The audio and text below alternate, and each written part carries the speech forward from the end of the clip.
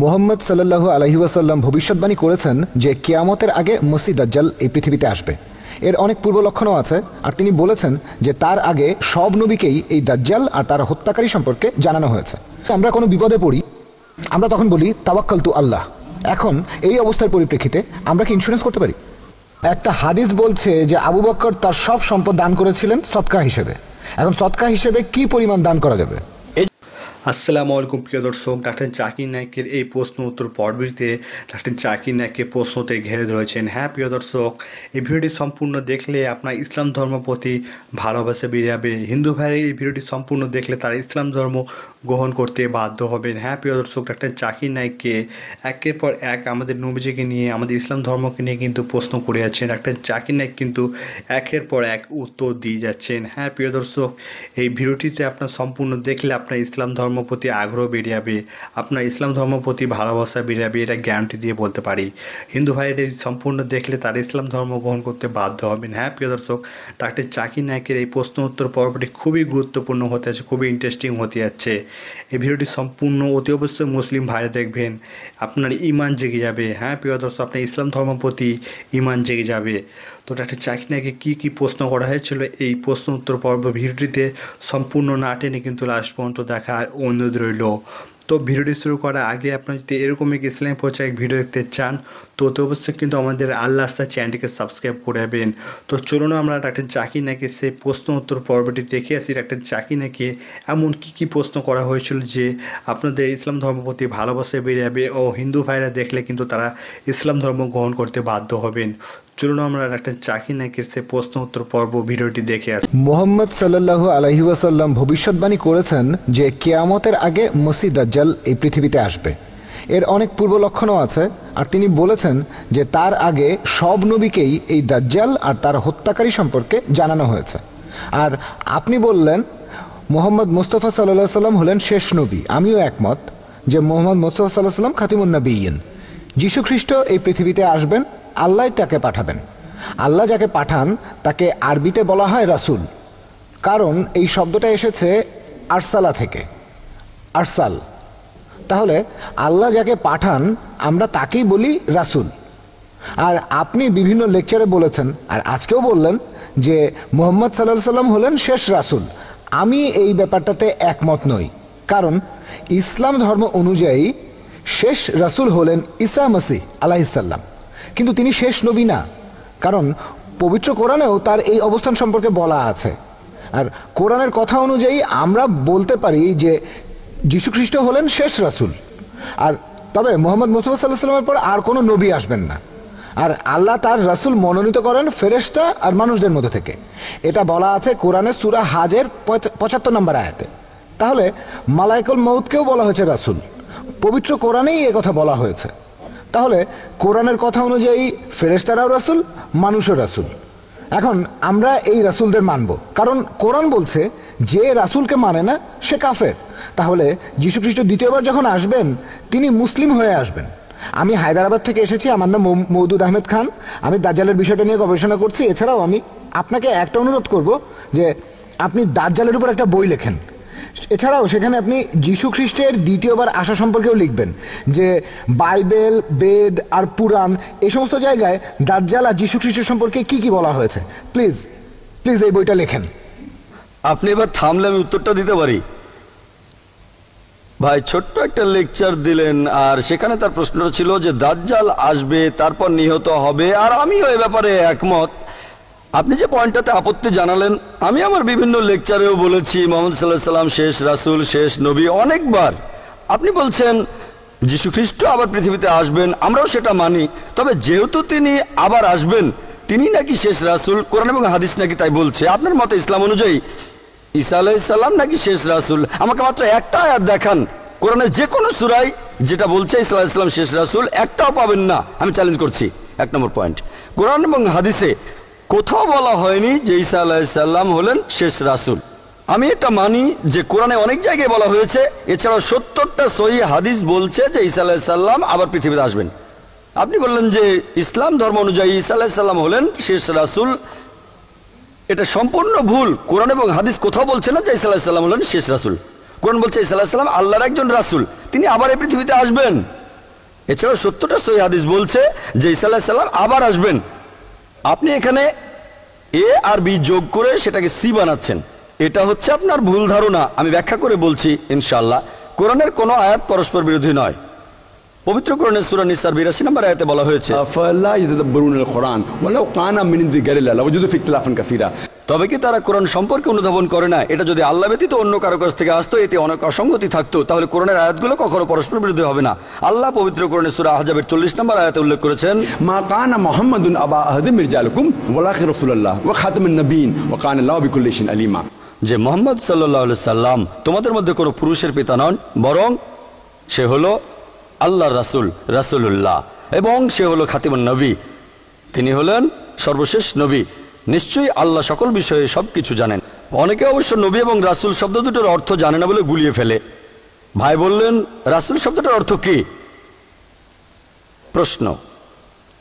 তখন উত্তর দেয়নি। মূল আরবি শব্দটা রাসালা, বার্তা। তাহলে রাসূল শব্দটার অর্থ বার্তাবাহক, যে লোকটা বার্তা বহন করে। তবে এখানে রাসূল মানে যে আল্লাহ তাআলার বার্তা বহন করে, রাসূলুল্লাহ। রাসূল মানে বার্তাবাহক। আমরাও বার্তাবাহক হতে পারি, তবে আল্লাহর বার্তাবাহক না। ঠিক সূরা আহজাব নাজিল হওয়ার পরে এই সূরার 40 নম্বর আয়াত, যে দাবি করবে যে আল্লাহর বার্তাবাহক আল্লাহর নবী, তাকে ডাক্তার দেখাতে হবে। কোরআন পরিষ্কার বলেছে। এখন আসুন দেখি, যখন কোরআন বলছে মানুষ এটা ভুল বোঝে, বিশেষ করে কাদিয়ানীরা ভুল বোঝে। তারা বলে যে কোরআন বলছে খাতিমুন নবী, তবে বলেনি খাতিমুর রাসূল। এখন তারা বলে যে রাসূল হলেন তিনি যিনি আল্লাহর প্রেরিত পুরুষ, আর নবী হলেন তিনি যিনি আল্লাহর কাছ থেকে ওহী পেয়েছেন। তার মানে প্রেরিত পুরুষ যিনি বার্তা বহন করেন। তারা অর্থ দুটোকে উল্টে দিয়েছে। নবী মানে প্রেরিত পুরুষ, আর রাসূল মানে যিনি রিসালা পান, যিনি আল্লাহর বার্তা পান। আপনি যদি সামান্য আরবি জানেন, রাসূল মানে বার্তাবাহক, রাসূল মানে আল্লাহ প্রেরিত পুরুষ যিনি পেয়েছেন আল্লাহর বার্তা, ওহী। তাহলে আল্লাহ প্রেরিত নবীগণ সকলে রাসূল নন, তবে সকল রাসূলই আল্লাহ তাআলার নবী। যেসব ছাত্র এইচএসসি পাস করেছে, তার মানে ক্লাস 12, তারা আগে ক্লাস 10ও পাস করেছে, না হলে 12 পাস করতে পারতো না। যদি আমি বলি কেউ একজন এইচএসসি পাস অথবা এমএ মাস্টার অফ আর্টস, বুঝে নিতে হবে বিএও পাস করেছে সে, এটা বুঝে নিতে হবে। ব্যাচেলার ডিগ্রি পাস না করলে মাস্টার ডিগ্রি পেত না। তাহলে যখন বলছি মাস্টার্স, তখন লিখতে হবে না যে বিএ পাস করার পর, সেখানে বিএ লেখার কোনো প্রয়োজন নেই। এমএ লিখলেই বুঝবেন সে বিএও পাস করেছে, ব্যাচেলার অফ আর্টস। কিন্তু যদি বলি বিএ, শুধু বিএ বললে এমএ পাস করেনি, শুধু বিএ পাসই করেছে। আর এটাও বুঝে নিতে হবে, যদি আমি এখন বলি যে আজকে থেকে কেউ ক্লাস 10 পাস করবে না, তখন এটাও নিশ্চিত যে কেউ ক্লাস 12ও পাস করতে পারবে না। যদি আমি বলি যে এখন থেকে কেউ আর ব্যাচেলার অফ আর্টস পাস করতে পারবে না, তখন এটাও নিশ্চিত যে কেউ আর কখনো মাস্টার্স পাস হবে না। কারণ উপরের স্তরে ধাপে ধাপে যেতে হবে, একবারে সহজ যুক্তি। একইভাবে আল্লাহ বলেছেন খাতিমুন নবীন, নবুয়তের সিলমোহর বুঝে নিতে হবে যে মুহাম্মদ সাল্লাল্লাহু আলাইহি সাল্লাম শেষ প্রেরিত পুরুষ, শেষ নবী এবং শেষ রাসূল। কিন্তু পবিত্র কোরআন যদি বলতো তিনি খাতিমুর রাসূল, অর্থাৎ শেষ রাসূল, তাহলে সম্ভাবনা থাকতো যে তিনি শেষ রাসূল যিনি ওহী পেয়েছেন। তাহলে হয়তো পরে আরো নবী আসবেন যারা কোনো ওহী পাবেন না। আরবি ভাষা না জানার কারণে মানুষ এভাবে পেঁচায়। আর সেজন্য ভাই জিজ্ঞেস করলেন রাসূল শব্দের অর্থ কি। উনি প্রশ্ন করলেন, আমি উত্তর দিচ্ছি। রাসূল মানে বার্তাবাহক। কোরআনের ভাষায় রাসূলুল্লাহ মানে আল্লাহর বার্তাবাহক। তাহলে পরিষ্কার যে কোরআন ভুল হতে পারে না। তবে কোরআন এই কথা বলেছে যে ঈসা আলাইহিস সালাম আবার আসবেন, যেটা আমরাও মানি। সব মিলিয়ে 70টা সহিহ হাদিসও বলছে যে ঈসা আলাইহিস সালাম আবার আসবেন। তিনি যে আবার আসবেন এই কথা বাইবেলে বলা হয়েছে, এটা নিয়ে কোনো মতভেদ নেই। কোনো মুসলিম এটা আপত্তি করবে না। তবে আসল কথাটা হলো তিনি যখন আবার আসবেন নতুন কোনো ওহী পাবেন না তিনি। মুহাম্মদ সাল্লাল্লাহু আলাইহি ওয়াসাল্লাম হলেন শেষ নবী এবং শেষ রাসূল। তাহলে আরেকজন রাসূল আসার কথা উঠছে কেন? ঈসা আলাইহিস সালাম যখন আসবেন তিনি নতুন কোনো বার্তা আনবেন না। কারণ আল্লাহ পবিত্র কোরআনে সূরা মাইদার 3 নম্বর আয়াতে বলেছেন, আজ তোমাদের প্রতি আমার অনুগ্রহ সম্পূর্ণ করলাম, ইসলামকে তোমাদের দিন মনোনীত করলাম, তোমাদের দিন পূর্ণাঙ্গ করলাম। তার মানে এই দিন সম্পূর্ণ। ইসলামের মূলনীতিতে কোনো কিছু যোগ বা বিয়োগ করা যাবে না। তাহলে দিন সম্পূর্ণ হওয়ার পর নতুন রাসূল আসবেন কিভাবে? কোরআন নাজিল হওয়ার আগে সে সময় নবী রাসূলগণকে মেনে চলতে হতো, আর কোরআন নাজিল হওয়ার পরে শেষ আসমানি কিতাবের পরে এরপরে ইসলামের মূলনীতিতে কোনো কিছু যোগ বা বিয়োগ করা যাবে না। ঈসা আলাইহিস সালাম আবার আসবেন, তবে তিনি রাসূল হিসেবে আসবেন না, নতুন ওহী পাবেন না। তিনি কিভাবে আসবেন? আসবেন একজন উম্মত হিসেবে মুহাম্মদ সাল্লাল্লাহু আলাইহি ওয়াসাল্লামের। তিনি তখন কোরআন মানবেন। তিনি আসবেন কি জন্য? এটার কারণ কি যে আল্লাহ রাসূলগণের মধ্যে একমাত্র তাকেই জীবন্ত তুলে নিয়েছেন। কেন? এর কারণ হলো আল্লাহ তাআলার অন্য সব নবী রাসূলগণ সামগ্রিকভাবে তারা মারা যাওয়ার আগেই সে সময়কার লোকজন তাদের আল্লাহ তাআলার প্রেরিত নবী বলে মেনে নিয়েছিল সামগ্রিকভাবে। কিন্তু যীশু খ্রিস্টকে সে সময়কার লোকজন ভুল বুঝেছিল যে নিজেকে ঈশ্বর বলছেন, আর সেজন্য আল্লাহ সুবহানাহু ওয়া তাআলা তাকে জীবন্ত তুলে নিয়েছেন। আর পবিত্র কোরআনের সূরা মাইদার 116 ও 117 নম্বর আয়াতে বলা হয়েছে ঈসা আলাইহিস সালাম যখন আসবেন তখন তিনি বলবেন, আমার উপাসনা করো কখনোই বলিনি, বরং আমি বলেছি উবুদুল্লাহ, আল্লাহর ইবাদত করো, রাব্বি ওয়া রাব্বুকুম, তিনি আমাদের সকলের প্রতিপালক। একই কথা গসপেল অফ ম্যাথিউতে বলা হয়েছে, সেদিন লোকজন যিশুর কাছে এসে বলবে, হে প্রভু, আমরা কি আপনার নামে অলৌকিক কাজ করিনি? যীশু খ্রিস্ট তখন তাদের বলবেন, তোমরা সবাই অসৎ মানুষ, তোমরা সবাই অপরাধী, আমি তোমাদের কাউকে চিনি না, দূরে সরে যাও। তাহলে পবিত্র বাইবেল বলছে, সহিহ হাদিস বলছে, পবিত্র কোরআন বলছে তিনি আবার পৃথিবীতে আসবেন মানুষকে এটাই জানাতে যে তিনি নিজেকে ঈশ্বর দাবি করেননি। নবুয়ত শেষ হয়ে গেছে, তিনি ইসলামের জন্য নতুন কিছু আনবেন না। তিনি আসুন বা না আসুন, আমাদের জন্য ইসলামের বার্তা একটা দাড়ি কমাও যোগ হবে না। তবে কোরআন স্পষ্ট করে বলছে তিনি আবার আসবেন। তিনি আসবেন কিয়ামতের একটা লক্ষণ হিসেবে। পৃথিবী ধ্বংস হওয়ার আগে তিনি আসবেন। তিনি ক্রস ভেঙে ফেলবেন, শুকর মেরে ফেলবেন, অনেক সহিহ হাদিস বলছে। তার মানে এই না যে তিনি নতুন ওহী নিয়ে আসবেন। তার বার্তাবাহক হওয়ার সময় শেষ, খতম। মুহাম্মদ সাল্লাল্লাহু আলাইহি ওয়াসাল্লাম আসলেন, কোরআন নাজিল হয়েছে সম্পূর্ণভাবে, নতুন কিছু যোগ বা বিয়োগ হবে না। আমাদের দিন সম্পূর্ণ, ভুল বোঝাবুঝির কোনো অবকাশ নেই। যারা আরবি ভাষা জানে না, কোরআন হাদিসের ব্যাপারে যারা ভালোভাবে কিছু জানে না, তারা এমনটা বলতে পারে। উনি তখন বললেন যে আল্লাহ তাআলার কোনো রাসূলকে অস্বীকার করা কুফরি। আমি একমত। তবে যদি বলেন মুহাম্মদ সাল্লাল্লাহু আলাইহি ওয়াসাল্লাম শেষ রাসূল নন, আরো বড় কুফরি। তাহলে এরপরে যদি আর কখনো বলেন যে মুহাম্মদ সাল্লাল্লাহু আলাইহি ওয়াসাল্লাম শেষ রাসূল নন, শেষ নবী নন, আপনি কাফির হয়ে যাবেন। না জেনে বলে ফেলেছিলেন, হয়তো আল্লাহ ক্ষমা করবেন ইনশাআল্লাহ যদি ক্ষমা চান। কিন্তু এখন থেকে যদি আবারও কখনো বলেন যে মুহাম্মদ সাল্লাল্লাহু আলাইহি ওয়াসাল্লাম শেষ রাসূল নন, অথবা বলেন যে তিনি শেষ নবী নন, তাহলে সেটা হবে কুফরি, আপনি হবেন মুরতাদ। আপনারা কি বুঝতে পেরেছেন? কখনোই বলা যাবে না যে মুহাম্মদ সাল্লাল্লাহু আলাইহি ওয়াসাল্লাম তিনি শেষ রাসূল নন। ঈসা আলাইহিস সালাম আবার পৃথিবীতে আসবেন, কিন্তু কোরআন কোথাও বলছে না যে তিনি নতুন ওহী নিয়ে আসবেন, তিনি আসবেন রাসূল হিসেবে, কোথাও না। চ্যালেঞ্জ করছে, একটা হাদিস দেখান। হাদিস বলছে তিনি আবার আসবেন, ঈসা আলাইহিস সালাম আবার পৃথিবীতে আসবেন। খ্রিস্টানদের বলবেন যে তিনি কখনোই নিজেকে ঈশ্বর দাবি করেননি, দাজ্জালকে হত্যা করতে আসবেন। এটা কিয়ামতের লক্ষণ। এমন না যে তিনি নতুন কোনো ওহী পাবেন, তাহলে কোরআন ভুল হয়ে যেত। এমন হলে আমাদের কোরআন পড়তে হতো না। কোরআন বলছে যদি এখানে কোনো অসঙ্গতি পাও, এটা আল্লাহর বাণী নয়। আর আলহামদুলিল্লাহ সুম্মা আলহামদুলিল্লাহ, কাদিয়ানীদের মতো অনেকেই কোরআনের ভুল ব্যাখ্যা করেছে। তারা আসলে ঘোলা পানিতে মাছ শিকার করেছে। যে কিছু আরবি শব্দ বলবো যেটা সাধারণ মানুষ জানে না, এটা করে কাদিয়ানীরা। তারা ঘোলা পানিতে মাছ শিকার করে, এরকম নতুন দলও গজাচ্ছে। তারা মানুষকে ভুল পথে নিয়ে যাচ্ছে। তবে কোরআনের ব্যাপারে পরিষ্কার আলহামদুলিল্লাহ। যদি কেউ বলে মুহাম্মদ সাল্লাল্লাহু আলাইহি ওয়াসাল্লাম শেষ বার্তাবাহক নন, তিনি শেষ রাসূল নন, সেটা হবে কুফরি। যদি কেউ অস্বীকার করে যে ঈসা আলাইহিস সালাম রাসূল নন, সেটাও কুফরি। আর যদি বলেন তিনি আসবেন রাসূল হিসেবে মুহাম্মদ সাল্লাল্লাহু আলাইহি ওয়াসাল্লামের পরে, সেটাও হবে কুফরি। কোরআন পরিষ্কার বলছে মুহাম্মদ সাল্লাল্লাহু আলাইহি ওয়াসাল্লাম তিনি হলেন শেষ নবী।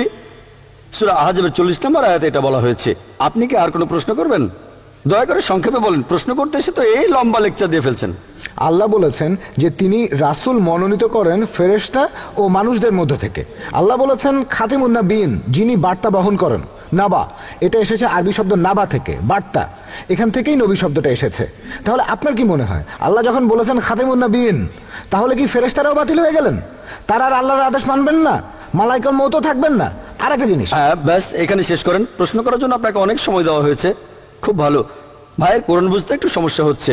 উনি যেটা বলছেন যে কোরআন বলছে খাতিমুন নবীন, তার মানে কি ফেরেশতারাও বাতিল হয়ে গেলেন? এখানে আপনি দেখবেন যে সব ফেরেশতাই আল্লাহর নবী নন, এটাও ভুল বুঝেছেন। আল্লাহ রাসূল পাঠিয়েছেন, আর মুহাম্মদ সাল্লাল্লাহু আলাইহি ওয়াসাল্লাম রাসূল হিসেবে এসেছেন সবার জন্য, মানুষের জন্য, জিনের জন্য, পুরো বিশ্বজগতের জন্য। আল্লাহ পবিত্র কোরআনে সূরা আম্বিয়ার 107 নম্বর আয়াতে উল্লেখ করেছেন ওয়া মা আরসালনাকা ইল্লা রাহমাতাল লিল আলামিন, যে আমি তো তোমাকে পাঠিয়েছি কেবলমাত্র মানুষ জাতির প্রতি রহমত হিসেবে, সকল জীবের প্রতি রহমত হিসেবে পুরো বিশ্ব জগতের প্রতি, সবার প্রতি, মানুষ জাতি, জিন, ফেরেশতা, সবার প্রতি শেষ। তিনি হলেন খাতেমুন নবীন, শেষ। এটা প্রথম প্রশ্নের উত্তর। আরেকটা, আপনি বললেন যে ফেরেশতারা আল্লাহর রাসূল, এটাও আপনার বোঝার ভুল। দু একজন হতে পারেন, আমি তো বলেছি ফেরেশতাগণ রাসূল হতে পারেন, এ কথাটা কি বলিনি নাকি শোনেননি? আপনি শোনেননি? ফেরেশতাগণ হতে পারেন, তবে সব ফেরেশতা নন। আপনি কোরআন ঠিক মতো না বুঝে বলছেন। সূরা হজের 75 নম্বর আয়াতে আছে সব ফেরেশতাই রাসূল, এটা কি বলা আছে? কিছু মানুষ রাসূল, তার মানে কি আপনিও রাসূল? কি বলেন, আপনি কি রাসূল? হ্যাঁ বা না? আমি আপনাকে প্রশ্ন করছি, আপনি আল্লাহ রাসূল কি না? প্রশ্ন করছি, আপনি কি আল্লাহ রাসূল? মসিহ দাজ্জাল কি আল্লাহর রাসূল? আপনাকে প্রশ্ন করছি, আপনি কি আল্লাহ রাসূল কি না? আমি উত্তর দেব না, প্লিজ বোঝার চেষ্টা দেন, করুন। হ্যাঁ বা না? আমি এটা বলতে পারছি না। আমি প্রশ্ন করছি, আপনি কি আল্লাহর রাসূল? আমি হ্যাঁ বা না? আমি এই প্রশ্নের উত্তর দেব না, কারণ কিছু লোকের চিকিৎসার প্রয়োজন। হ্যাঁ, আর এখানে কথাটা আর হলো, আমি আপনার প্রশ্নটা শুনেই বুঝেছি, আমি একজন ডাক্তার, মেডিকেল ডাক্তার হিসেবে বুঝতে পারি কোন মানুষটার চিকিৎসার দরকার হবে। আপনি এখানে বলতে চাচ্ছেন না, যদিও হয়তো বাইরে বলেছেন। আমি আসলে সহজ এখানে জানতে প্রশ্ন, চাচ্ছিলাম, আপনি রাসূল কি না? এখানে উনি ছাড়া আর কেউ কি আল্লাহর রাসূল? শোনেন আমার কথাটা শোনেন। আপনি কি আল্লাহর রাসূল? আমি আপনার কাছে আসলে জানতে চাচ্ছিলাম, কারণ এই সমস্ত ব্যাপারে আপনি একজন এক্সপার্ট। আলহামদুলিল্লাহ, জাযাকাল্লাহ। আর সেজন্যই আমি আপনাকে অনুরোধ করছি এই প্রশ্নটার উত্তর দিতে। সহজ প্রশ্ন করলাম, আপনি আল্লাহর রাসূল কি না, উত্তর দিতে পারলেন না। উত্তর দেবেন আপনি, আমি এখানে কোনো উত্তর দেব না। অবশ্যই উত্তর দিতে আপনি বাধ্য নন। যে এমন কথা বলে তার চিকিৎসা প্রয়োজন, আমি জানতে চাচ্ছিলাম আপনারও চিকিৎসা প্রয়োজন কিনা, সেজন্য জিজ্ঞাসা করেছিলাম আপনি আল্লাহ রাসূল কিনা। তাই প্রশ্ন করছি, উত্তর না পেলে আমি কিছুটা বুঝতে পারবো। সহজ প্রশ্ন। আমি মসিহ দাজ্জাল সম্পর্কে এখানে বলতে পারি। আপনি কি এখানে উত্তর দিতে ভয় পাচ্ছেন? না না না না, আমি মসিহ দাজ্জাল সম্পর্কে বলছি। আর আপনি www.alislam.org এই ওয়েবসাইটে অনেক তথ্য পাবেন, সেগুলো নিয়ে গবেষণা করেন। আমি চাই এটার উপর আপনি আমি একটা বই ছোট লিখুন। ইস্যু নিয়ে বই লিখতে চাই না, অনেক গুরুত্বপূর্ণ ইস্যু আছে আমার কাছে। মসিহ দাজ্জাল ইসলামের খুব বড় একটা অলৌকিক ঘটনা। বলা হয় যে যীশু খ্রিস্টের দ্বিতীয়বার আসা, আর মসিহ দাজ্জাল হলো এই পৃথিবীর মধ্যে সবচেয়ে বড় অলৌকিক ঘটনা। এটা আপনার কথা অনুযায়ী, হাদিসের কথা অনুযায়ী, সহিহ বুখারী আর সহিহ মুসলিম। আপনার কথা অনুযায়ী, আমি রেফারেন্স আপনার কথা অনুযায়ী ইসলাম ধর্মের সবচেয়ে বড় অলৌকিক হলো পবিত্র কোরআন। কোরআনের চাইতে বড় কোনো অলৌকিক নেই, যেটা চিরকাল মেনে চলতে হবে। আপনি প্রসঙ্গ ছাড়া হাদিসের উদ্ধৃতি দেবেন, কোরআনের আয়াত বলবেন, সবাই বলবে ও আমাকে এই কোরআনটা খুলতেও হবে না। সূরা হজের 75 নম্বর আয়াতে উল্লেখ করা হয়েছে। সাধারণ মানুষের কাছে বললে তারা ভাববে আরে কি লোক। তবে আপনি ঠিকই বলেছেন যে এই ব্যাপারে আমি এক্সপার্ট, আমাকে কোরআন খুলতেও হবে না। কোরআন খুললে ধরা পড়ে যাবেন, তাই সঙ্গে সঙ্গে মানলেন যে সবাই রাসূল নন। আপনাকে বুঝতে হবে, কোরআন এখানে বলছে যে মানুষের মধ্য থেকে, ফেরেশতাদের মধ্য থেকে আর জিন দুই রকমের সৃষ্টি আছে, দেখা যায় দেখা যায় না। দেখা যায় এমন অনেক প্রাণী আছে যাদের নিজস্ব ইচ্ছা নেই, গাছপালা, পশু পাখি ইত্যাদি। মানুষদের দেখা যায় তবে নিজস্ব ইচ্ছা আছে। যাদের দেখা যায় না তাদের মধ্যে জিন সাধারণত দেখা যায় না। সবারই নিজস্ব ইচ্ছা আছে। কেউ আল্লাহ তাআলাকে মেনে চলে, আবার কেউ মানে না। যারা আল্লাহ তাআলাকে মানে না তারা শয়তান।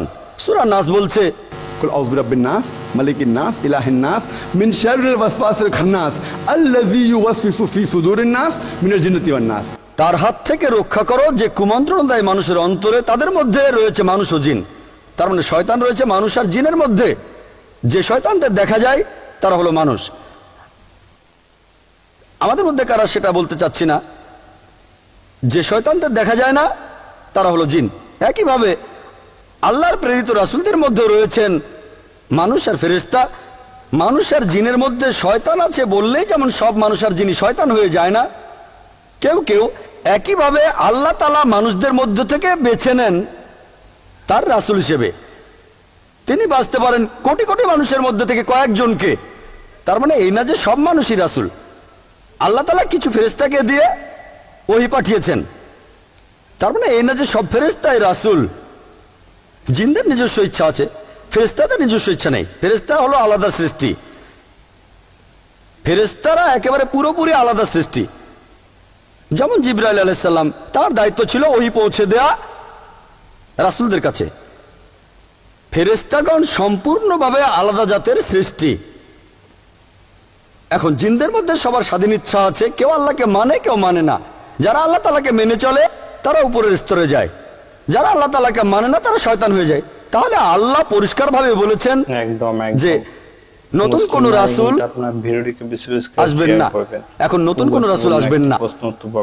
কেউ যদি আল্লাহ তাআলার আদেশ পালন করে, আল্লাহ যদি কোনো ফেরেশতাকে কাজের হিসাব লিখতে বলেন, সে রাসূল হয়ে যায় না, সে আদেশ পালন করছে। যেমন আমরাও আল্লাহর দায়িত্ব পালন করছি। আল্লাহ বলেছেন ধর্ম প্রচার করো, সবাই কিন্তু আল্লাহকে মানছে না। আমি যদি আল্লাহকে মেনে চলি, তার মানে এই না যে আমি রাসূল হয়ে গেলাম। আপনি হয়তো নিজেকে তাই ভাবেন, সেজন্য আপনি উত্তরটা দিলেন না।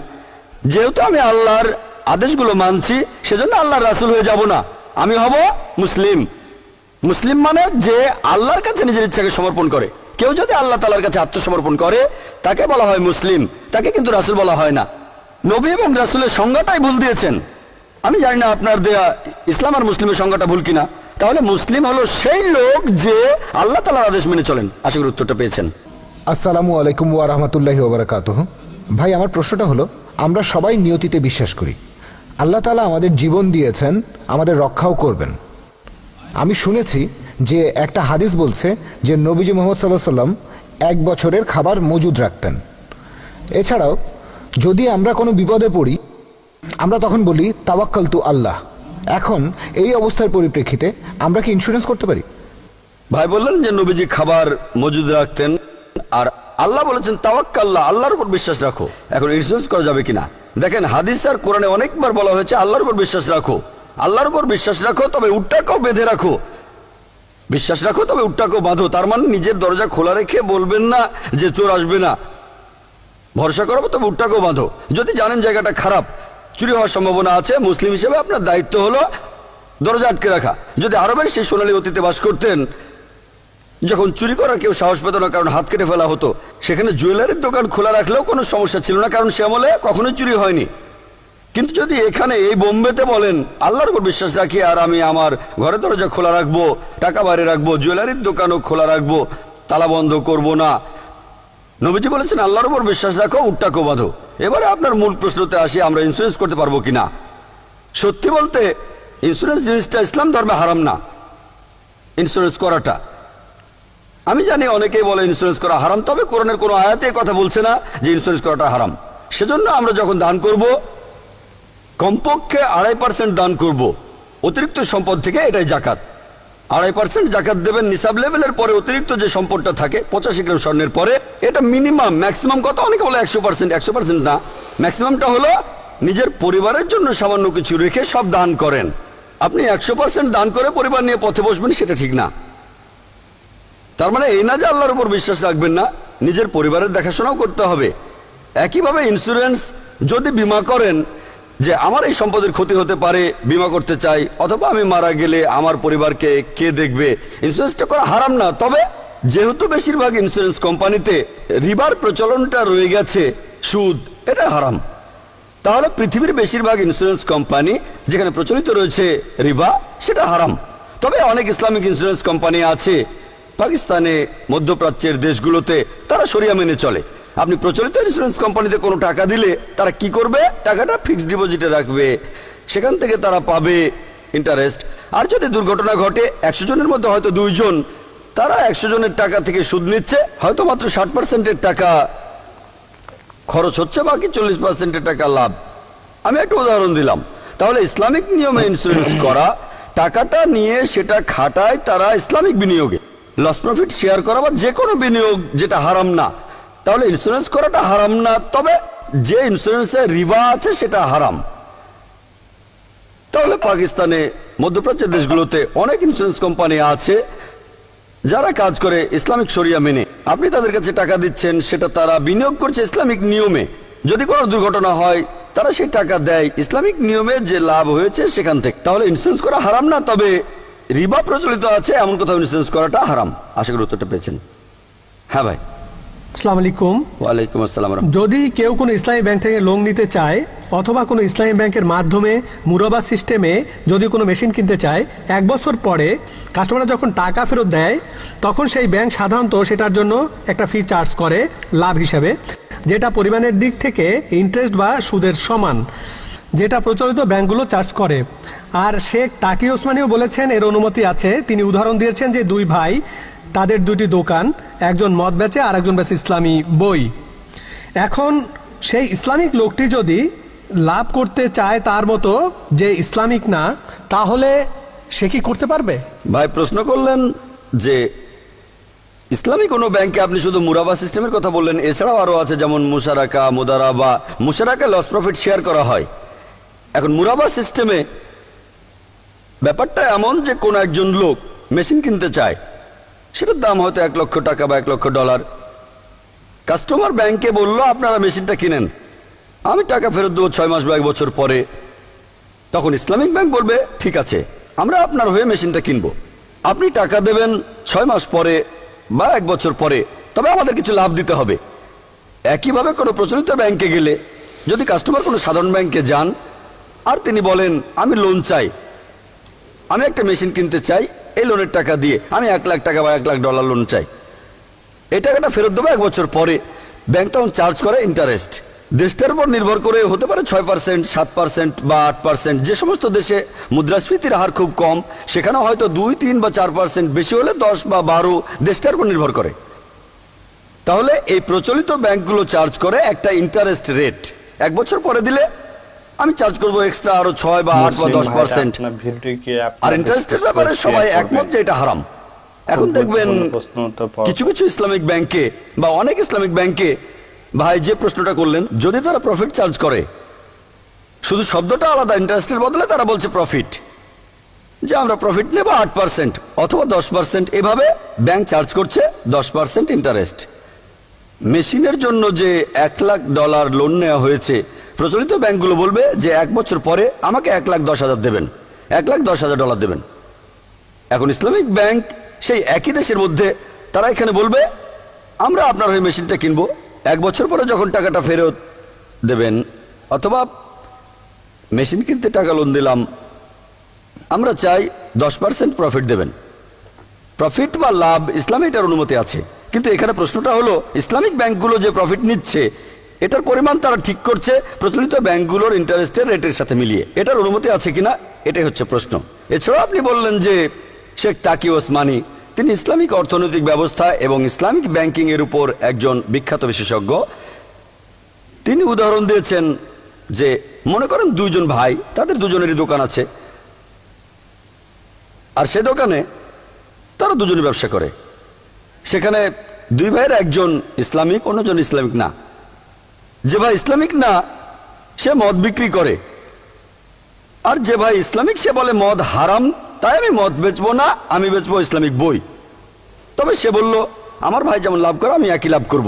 সে দেখলো তার ভাই মদের উপর 10% লাভ করছে, তখন ইসলামী মানসিকতার ভাই বলল মদ বেচা হারাম, তবে ইসলামিক বই বেচা হালাল, আর এখানেও আমি 10% লাভ করতে চাই। তাহলে যুক্তি কি বলে অনুমতি আছে? হ্যাঁ বা না?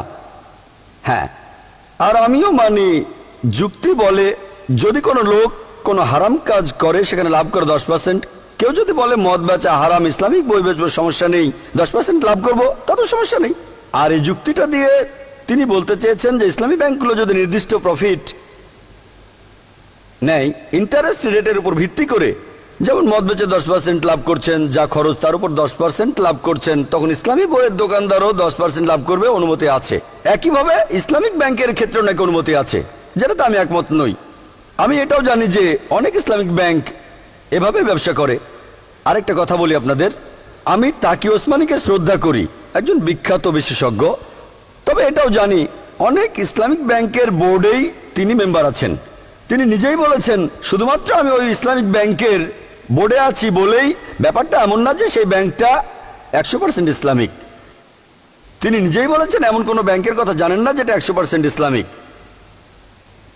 এখানে তিনি যা চেয়েছেন, আজকে হয়তো এটা 50% ইসলামিক, আগামীকাল 60% হবে, পরের দিন 70% হবে, আমিও সেটাকে শ্রদ্ধা করি, তার পরামর্শগুলোকেও আমি শ্রদ্ধা করি। তবে এক একজন এক একভাবে চিন্তা করে। যেমন ধরেন আমি বলবো আমি যদি দায়িত্বে থাকি তাহলে 100% ইসলামিক, তার মানে এই না তাকি ওসমানী যা করছেন সেটা ভুল। তিনি ইসলামিক সিস্টেমটা চালু করতে চাচ্ছেন। এখানে উনি সাধারণত যে যুক্তিগুলো দেন, যে উদাহরণগুলো দেন, সাধারণ মানুষ সন্তুষ্ট হবে। তবে যদি ভালো করে দেখেন যে দুটো ঘটনার উদাহরণ দেওয়া হয়েছে, একই রকম দেখতে হলে পার্থক্য অনেক। বাইরে থেকে দেখলে একই রকম মনে হবে, কিন্তু পার্থক্য আছে। আপনারা দেখবেন যে কেউ যদি মদ বিক্রি করে, এখানে হারাম কাজ কোনটা? মদ বেচাটাই হারাম। মদ হারাম, লাভ কিন্তু হারাম না। লাভের দিকে মিল থাকলেও পণ্যের মিল থাকবে না। হারাম জিনিসটা হচ্ছে পণ্যটা, মদ বেচা। লাভ করবেন 10%, 20%। ইসলাম এই ব্যাপারে অনুমতি দিয়েছে। এখানে হারাম কাজটা হলো মদ বিক্রি করা। কোরআনে বলা আছে, হাদিসেও বলা আছে। হারাম কাজটা কপি করা হচ্ছে না, কপি করা হচ্ছে হালাল কাজটা। এখন কেউ যদি বলে ভাই 10% লাভ করে, আমিও করব, সমস্যা নেই। 15%ও হতে পারে, তাতেও সমস্যা নেই। তবে যদি সে বলে যে ঠিক আছে, মদ যখন হারাম, আমার ভাই মদ বিক্রি করছে, আমি বিক্রি করব ড্রাগস, মাদকদ্রব্য হারাম, হোক সেটা মদ বা ড্রাগস, তাহলে সে যদি মদ না বেচে ড্রাগস বেচে, সেটা এক ধরনের মাদকদ্রব্য, তাহলে সেটা হারাম। হারাম। এখানে লাভ সে যাই করুক, 5, 10 বা 20%, তবে এখানে কপি করছে লাভের পার্সেন্টেজ, যেটা হারাম না। তবে পণ্যটাকে কপি করা যাবে না। এখন রিবা পদ্ধতিতে সাধারণ ব্যাংকে হারাম কি? সেটা হচ্ছে রিবা। আরেকটা নির্দিষ্ট পরিমাণ ধরা বা পার্সেন্টেজ নেয়া একটা নির্দিষ্ট পরিমাণ টাকার উপর। ইন্টারেস্টের সংজ্ঞা হচ্ছে ধার দিয়ে টাকা আয় করা। রিবা শব্দের অর্থ বেড়ে যাওয়া। তাহলে একটা নির্দিষ্ট পরিমাণ যদি বেড়ে যায় মূলধনের পরিমাণের উপর, প্রফিটের নির্দিষ্ট পরিমাণ হলে সমস্যা নেই, কারণ প্রফিট নির্দিষ্ট না। প্রফিটটা কম বেশি হতে পারে। যেমন ধরুন বললাম যে 10% প্রফিটের, প্রফিট কম বেশি হতে পারে। প্রফিট হতে পারে 10 টাকা, 20 টাকা অথবা 30 টাকা। আমি সেটা 10% পাবো। ধরুন আমি পার্টনারের সঙ্গে বিজনেস করছি, যে প্রফিট হবে অর্ধেক অর্ধেক পাবো। 50% এটা নির্দিষ্ট, তবে এটা জানি না প্রফিট কত হবে। এক মাসে 1 লাখ টাকা হলে আমি পাবো 50,000 টাকা। 2 লাখ টাকা প্রফিট হলে আমি 1 লাখ টাকা পাবো। তাহলে আমি যে টাকাটা পাবো সেটা নির্দিষ্ট না। কেউ যদি প্রফিটটা নির্দিষ্ট করে দেয় নির্দিষ্ট পরিমাণ টাকার উপরে, যদি আমি বলি যে আমি এই মেশিনটা কিনবো আর 6 মাস পরে মেশিনটা আপনাকে দেব, অথবা আপনার হয়ে এটা কিনবো, আপনি টাকা ফেরত দেবেন 6 মাস পরে, তবে আমি এখানে নির্দিষ্ট পার্সেন্টেজই চাই 10%। আর যেহেতু মেশিনটার দাম 1 লাখ টাকা অথবা $1 লাখ, তাহলে টাকাটা দাঁড়াবে 1,10,000 টাকা। এটার অনুমতি আছে ইসলামে। যদি 1 লাখ টাকা দামের মেশিন কেনেন, আমি তাহলে পাবো 1,10,000 টাকা। 50,000 টাকা দামের মেশিন কিনলে পাবো 5,000 টাকা। ধরেন 5,000 টাকা হতে পারে। বুঝতে পেরেছেন? নির্দিষ্ট পার্সেন্টেজের অনুমতি আছে। তবে রিবা পদ্ধতিতে তারা কি করে? এটার ভিত্তি হলো ইন্টারেস্ট। ঠিক যেমন ধরেন এখানে আপনি কিভাবে এদের মধ্যে পার্থক্য করবেন, সেটা হলো যে সাধারণ কোনো ব্যাংকে যদি কেউ আসে লোন নিতে, হোক সেটা স্টিল কিনতে বা উল কেনার জন্য অথবা গ্লাস কেনার জন্য অথবা কোনো মেশিন কেনার জন্য, কম্পিউটার হোক অথবা গাড়ি, এখানে ইন্টারেস্টের পার্সেন্টেজটা একই রকম। কারণ এটা নির্ভর করে টাকার পরিমাণের উপরে। সে আপনি কেনেন স্টিল বা উল বা গ্লাস বা কম্পিউটার, যদি আমার কাছ থেকে লোন নেন আমাকে 10% দিতেই হবে। এটাই হচ্ছে হারাম। লস প্রফিট শেয়ারিংয়ে গাড়িতে হয়তো লাভ হবে 8%, কম্পিউটারে হয়তো হবে 12%। এই পার্সেন্টেজটা যদি নির্দিষ্ট করে দেন, সেটা মেশিনের উপর হলে সমস্যা নেই। কিন্তু আপনি যদি সাধারণ ব্যাংকের কথা বলেন, সেখানে যখন কেউ লোন নিতে আসে, কোনো ব্যবসায়ী যদি লোন নিতে আসে স্টিল কেনার জন্য, উল কেনার জন্য, গ্লাস কেনার জন্য, কম্পিউটার কেনার জন্য, গাড়ি কেনার জন্য, সেখানে পার্সেন্টেজটা নির্দিষ্ট করা থাকে, যেটা একেবারে ইসলামিক না। যদি পণ্যটা বদলায় পার্সেন্টেজটা বদলে যাবে। তাহলে প্রচলিত ব্যাংকের মতো করে কোনো কিছু নির্দিষ্ট করা, এটা সবসময় হারাম আমার মতে। কিছু কিছু ক্ষেত্রে এটা এক হতে পারে। যেমন প্রচলিত ব্যাংক চার্জ করে 10%, এখন কম্পিউটার হলে চার্জ করবো 8%, অথবা গাড়ি নিলে 10%, অথবা স্টিল হলে চার্জ করবো 20% বা 12% অথবা 15%। যদি কিছু পার্সেন্টেজ মিলে যায় প্রচলিত ব্যাংকগুলোর সাথে, সেটা কাকতালীয়, কোনো সমস্যা নেই। কিন্তু যদি বলেন প্রচলিত ব্যাংক যেটা চার্জ করে আমি সেটাই চার্জ করব, আমি জানি যে অনেক ইসলামিক ব্যাংকই যেভাবে কাজ করে আমার মতে সেটা হারাম। তারা যেটা বলে যদি প্রচলিত ব্যাংকগুলোর সাথে পাল্লা না দেই তাহলে কে আমাদের কাছ থেকে লোন নেবে। আমি এরকম অনেকের সাথে কথা বলেছি, তাদের মতে আমি খুব কঠোর। জাকির ভাই ব্যবসা কিভাবে করব? ব্যবসা করাটা কি ফরজ? যদি আপনার ব্যবসার কাজের মধ্যে হারাম থাকে সে ব্যবসা করবেন না, চাকরি করেন। পাল্লা দেবেন কেন? কে বলেছে? কোনো দরকার নেই। এটা কি ফরজ ইসলামী ব্যাংক খুলতেই হবে? কে খুলতে বলেছে আপনাদের? ইসলামিক ব্যাংক চালু করতে পারেন, তবে শরিয়ার কোনো নিয়ম ভাঙতে পারবেন না। তাহলে শেখ তাকি ওসমানী যে উদাহরণ দিয়েছেন আমি একমত না, কারণ এখানে হারাম কাজটা হলো নির্দিষ্ট ইন্টারেস্ট, নির্দিষ্ট প্রফিট নিলে সেটা আসলে রিবা, শব্দটা বদলাচ্ছেন। তাহলে শুধুমাত্র নাম বদলে এটা হালাল হয়ে যাবে না। সাধারণ মানুষ ভাববে এটা তো প্রফিট, সমস্যা কোথায়? মুরাবা সিস্টেমে নির্দিষ্ট করে দেয়া। এজন্য দেখবেন বেশিরভাগ ইসলামিক ব্যাংক তারা লস প্রফিট শেয়ারিংয়ে ভালো করতে পারছে না। আমি জানি না কেন, হয়তো সিস্টেমটাই ঠিক না। তবে দেখবেন যে বেশিরভাগ কোম্পানি, সব টপ ইন্টারন্যাশনাল কোম্পানি, যদি সেটা জিরো ডেট কোম্পানি হয়, তার মানে যাদের কোনো লোন নেই, যে কোম্পানি হোক সেটারই সবার উপরে থাকার কথা। বেশিরভাগ বড় কোম্পানি তারা চালু করে বিভিন্ন ইকুইটি, স্টক মার্কেটে গিয়ে তারা শেয়ার ছাড়ে, আর যে পরিমাণ শেয়ার কিনবেন তার উপর নির্ভর করে প্রফিটটা পাবেন। তাহলে বেশিরভাগ বড় কোম্পানি হোক মুসলিম বা অমুসলিম, তবে যারা কাজ করে ইসলামিক নিয়মে লস আর প্রফিট শেয়ার, তারা ভালো ব্যবসা করবে যারা ব্যাংক থেকে লোন নেয় তাদের থেকে। তাহলে কোনো ইসলামিক ব্যাংক থেকে লোন নিয়ে একেবারে প্রচলিত ব্যাংকের মতো পার্সেন্টেজ নির্দিষ্ট করা, এটা আমার মতে হারাম কাজ। আশা করি উত্তরটা পেয়েছেন। আর কোনো ভাই? আসসালামু আলাইকুম। ওয়ালাইকুম আসসালাম। একটা হাদিস বলছে যে আবু বকর তার সব সম্পদ দান করেছিলেন সদকা হিসেবে। এখন সদকা হিসেবে কি পরিমাণ দান করা যাবে? এই জন্য আমি বলেছিলাম যখন কোনো হাদিস পড়বেন তখন প্রসঙ্গটাও পড়বেন। মানুষ ভুল বুঝতে পারে।